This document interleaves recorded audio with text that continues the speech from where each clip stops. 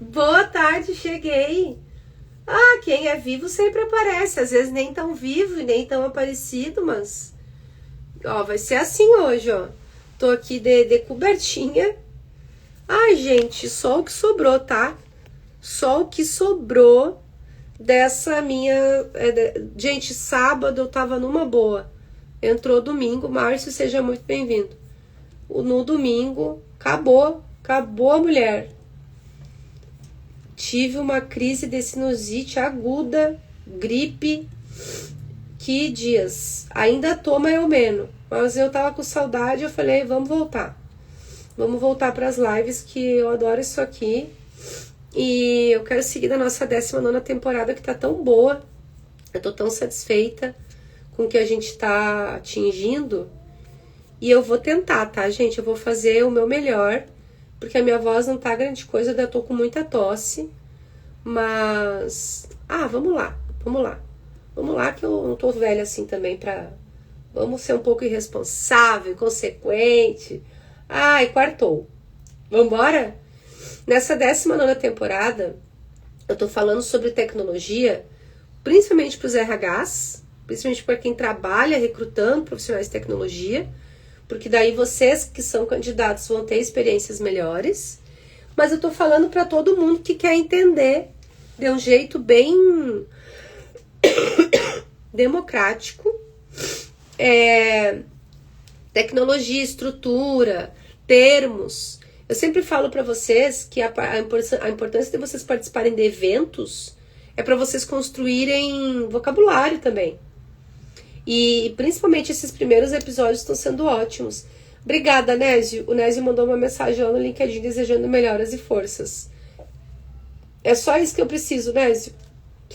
Melhoras e forças. Eu tô me sentindo bem assim, meio fracote, sabe? Eu tô melhorando. Cada dia eu tô melhorando. O poder da medicação é uma coisa incrível, né? Leandro, seja muito bem-vindo no Insta.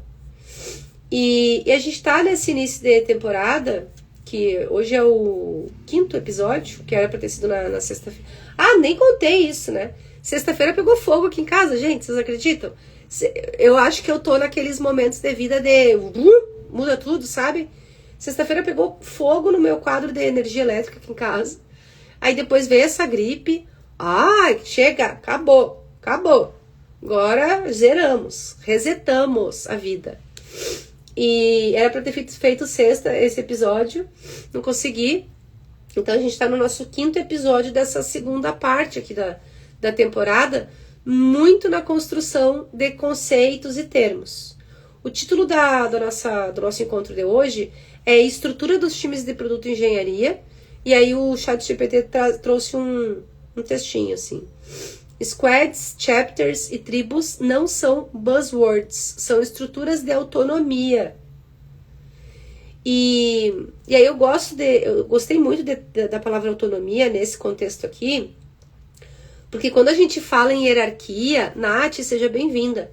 Quando a gente fala em hierarquia de empresa, em matriz, né, estrutura matricial, e equipe, e time, gestor, quando a gente fala nisso, a gente já fica com uma sensação de burocracia, de burocratizar o processo do trabalho, o fluxo de trabalho, e de colocar realmente cargos, né? Pessoas que ocupam cargos e que invariavelmente vão dar uma travada no processo.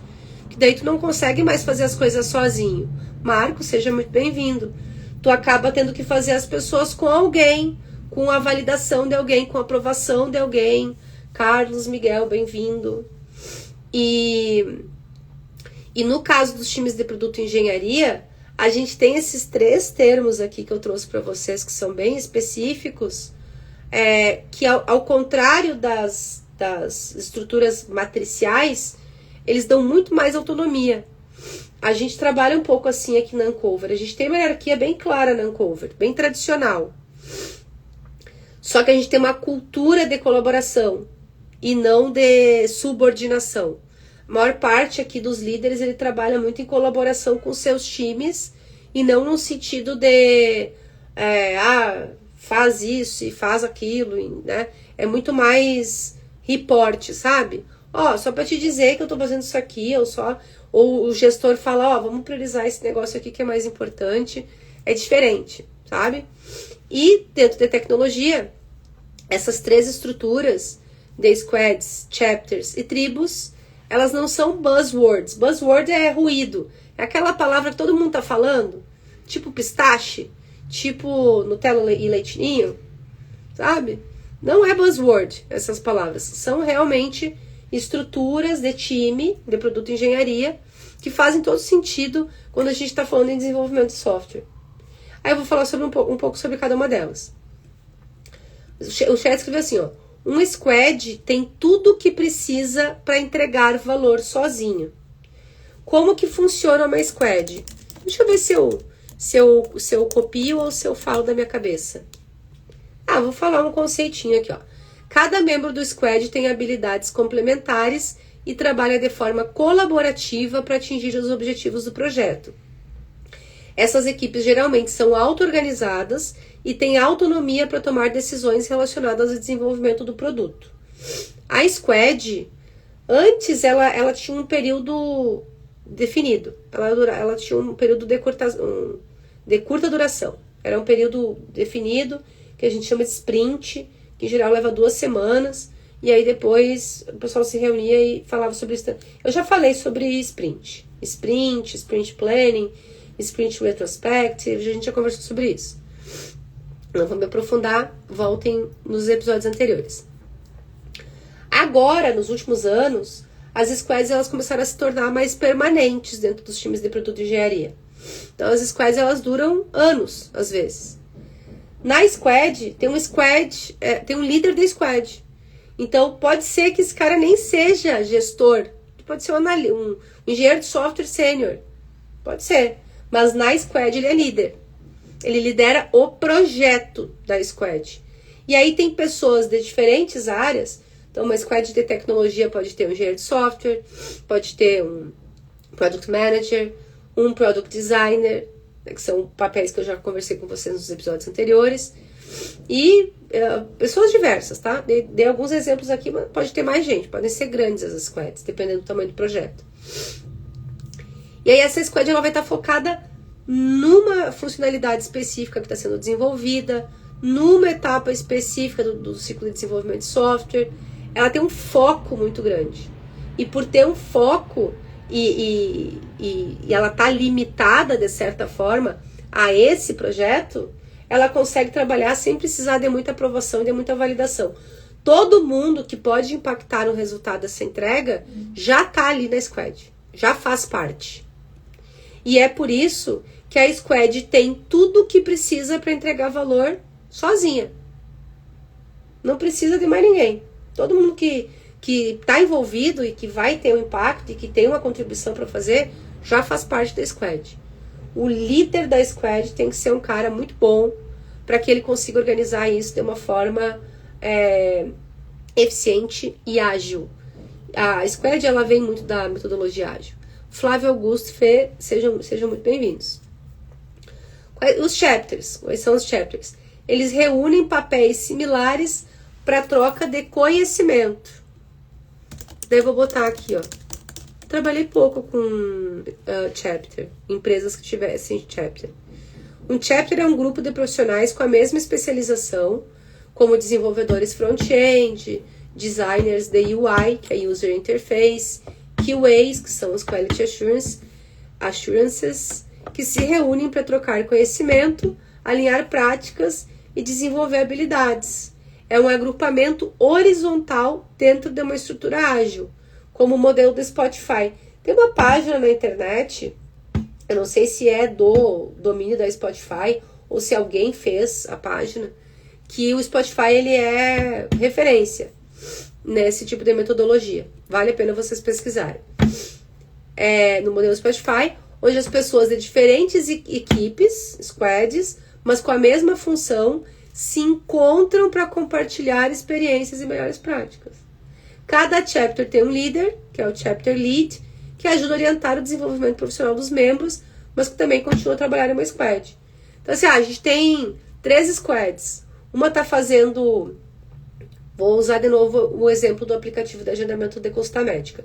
Um está fazendo a tela de login, o outro está fazendo a tela de agendamento da consulta e o outro está fazendo a tela do pagamento da consulta, por exemplo, tá? Ou informação lá para colocar a informação do teu convênio para pagar pelo plano de saúde. Cada um desses três provavelmente vai ter um product designer que está enfrentando dificuldades diferentes. O product designer da tela do login, ele tá vendo lá se dá para fazer login com e-mail, com Google, com Facebook, sei lá. O cara do agendamento, ele precisa de um banco de dados. Ai, gente, não tô 100%. Ele precisa de um banco de dados para conseguir conectar as informações e a pessoa conseguir visualizar quem são os médicos disponíveis para fazer o agendamento da consulta. Sabe? Cada um tem uma coisa. Daqui a pouco eles se reúnem ali, aí existe uma periodicidade indicada, eles se reúnem para bater papo e ver qual é a melhor opção para uma decisão. Eles trocam figurinhas com a mesma linguagem, com o mesmo entendimento técnico dos desafios que eles estão tendo, e as decisões são melhores.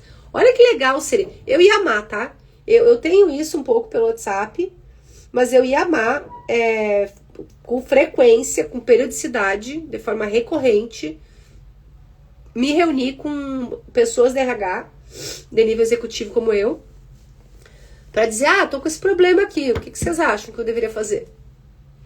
Massa pra caramba. Eu gosto muito de aprender com os erros dos outros. É o meu jeito, meu jeitinho. Então esses são os chapters, beleza? Fotografia corporativa, bem-vindo. Terceiro ponto, o RH deve alinhar perfis à maturidade e estrutura da empresa. Não adianta, eu acho que esse é um grande erro de todo startupeiro, não adianta querer implementar a metodologia do Spotify se tu nem validou o modelo de negócio ainda. Nem tem cliente pagando pelo produto, pelo serviço, sabe?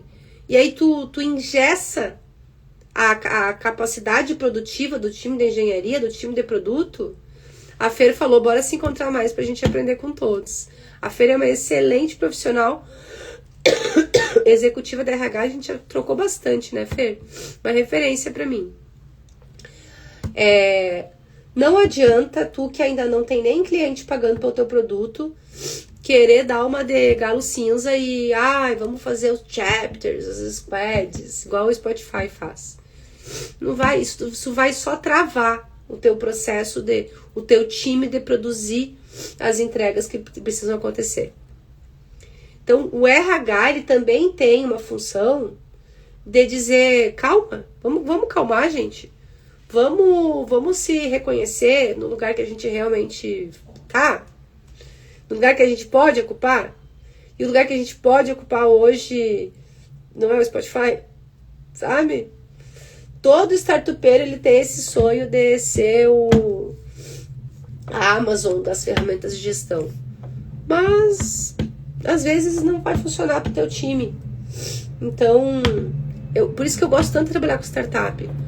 Tu tem a possibilidade de trabalhar com mais autonomia, tu tem metodologia, mas deixa as pessoas serem o que elas são. Quando tu vê que uma metodologia, uma ferramenta não tá dando certo, troca.